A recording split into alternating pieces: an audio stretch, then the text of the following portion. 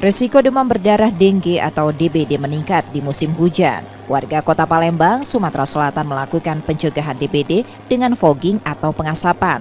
Seperti dilakukan pengurus RT 5, RW 2, Bukit Lama, Kecamatan Ilir Barat 1. Fogging menyasar permukiman RT setempat yang dihuni 91 kepala keluarga. Fogging masih dinilai efektif membunuh nyamuk Aedes aegypti dewasa agar sebagian besar nyamuk yang infektif dengan cepat dibunuh. Di samping memutus rantai penularan, juga menekan jumlah nyamuk agar risiko penyakit DBD menurun. Kita ingin supaya nyamuk-nyamuk ini, khususnya nyamuk DBD ini kan malaria, itu bisa hilang. Karena ya walaupun tidak hilang bisa mengurangi.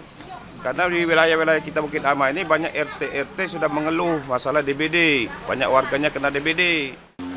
Selain fogging, masyarakat juga diminta saling membantu pencegahan penyebaran penyakit DBD dengan 3M, menguras, serta menutup rapat tempat penampungan air, lalu mengubur barang bekas yang tidak digunakan. Rizky Nurmizan, Kompas TV, Palembang, Sumatera Selatan.